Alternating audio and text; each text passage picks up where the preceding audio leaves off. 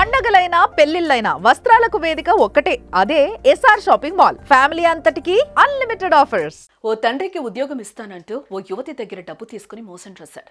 బాధితులు డబ్బు తీసుకున్న ఆ తండ్రిని వదిలిపెట్టి డబ్బు కోసం అతని కూతురు వెంటపడ్డారు. కట్ చేస్తే ఆ యువతి ఆ వేధింపులు భరించలేక ఆత్మహత్యకు పాల్పడింది. అసలేం జరిగింది?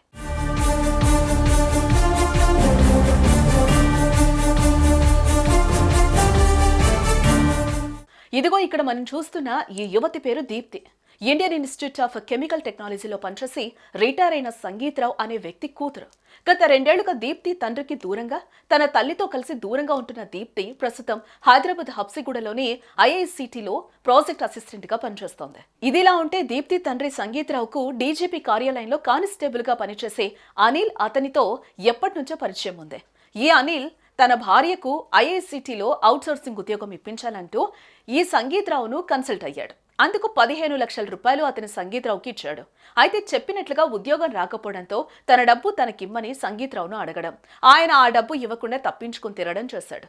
దీంతో అనిల్ ఆ డబ్బు కోసం సంగీతరావు కూతురు దీప్తి వెంటపడ్డాడు.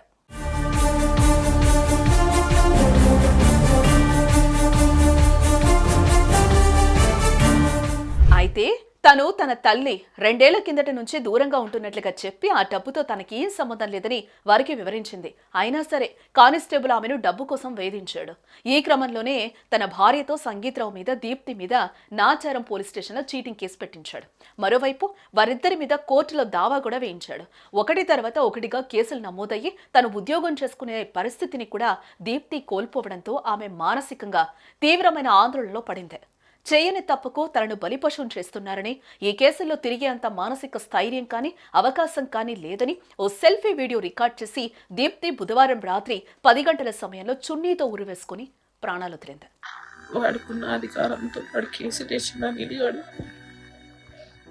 వాడేసిన కేసులు తప్పని అందరూ గెలుచుకున్నారు.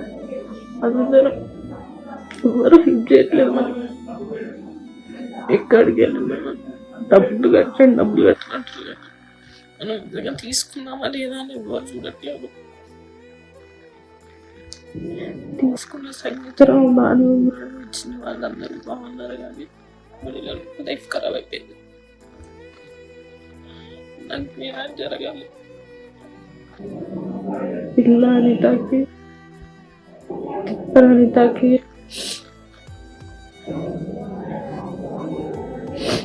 అనేది తిప్పల సోమయ్యకి శిక్ష పడాలి. వాళ్ళే నాకు ఈ పరిస్థితి కానీ వాళ్ళ కారణం, నా చావు కూడా వాళ్ళే కారణం.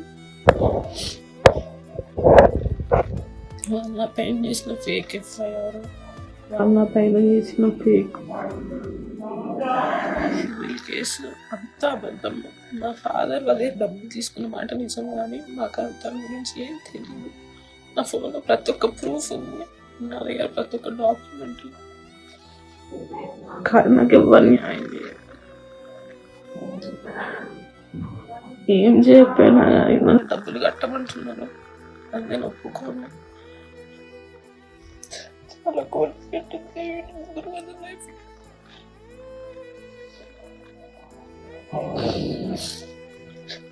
ఈ విషయం బయట తెలిసిపోయింది. బయట తలెత్తుకొని తిరగలేకపోతున్నా. నాకు కాదు ఇంకా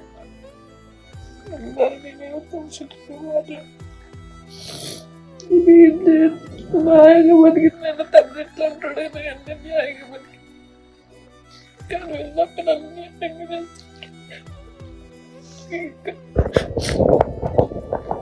ఓపికతేందని ఫైట్ చేయలేము. దయచేసి నాకు న్యాయం జరగలేదు. నేను చనిపోవడానికి అనిల్, ఆయన భార్య అనిత, ఆమె తండ్రి సోమయ్య కారణం. మా నాన్న డబ్బులు తీసుకుంటే నన్ను అడిగి నా మీద నకిలీ కేసు పెట్టారు. నా జీవితం నాశనం చేశారు. ఈ కేసుల మీద పోరాడే స్తోమత లేదు. నా మరణంతోనైనా కుటుంబానికి న్యాయం జరుగుతుంది. నా చావుకు కారణమైన వాళ్లకు శిక్ష పడాలి. నా మృతదేహాన్ని వైద్య పరిశోధనకు ఇచ్చేయండి అంటూ ఆ వీడియోలో చెప్పుకుని కన్నీటి పర్యంతమైంది. అభంశుభం తెలియని తన కన్న బిడ్డను తండ్రి చేసిన మోసానికి బాధ్యులు చేసి ఆమె ఆత్మహత్యకు కారణమయ్యారంటూ దీప్తి తల్లి పోలీసులకు ఫిర్యాదు చేసింది. దీంతో పోలీసులు అనిత, అనిల్, సోమయ్య, సైదుల మీద కేసు బుక్ చేశారు. లంచాలిస్తే ఉద్యోగాలు వస్తాయని నమ్మడం అన్నది ఓ అర్థం లేని వ్యవహారం. సొసైటీలో ఇలాంటి మోసాలు చేసేవారు ఉన్నారు, మోసపోయేవారు ఉన్నారు, ఏ పాపం తెలియకపోయినా వీరిద్దరి మధ్య నలిగి ప్రాణాలు తీసుకునేవారు ఉన్నారు. ఇందుకు దీప్తి బలిదానమే ఓ తాజా తార్కాణం. సుమన్ టీవీలో మీ పర్సనల్ అండ్ బిజినెస్ ప్రమోషన్స్ కోసం కింది నెంబర్కి కాంటాక్ట్ చేయండి.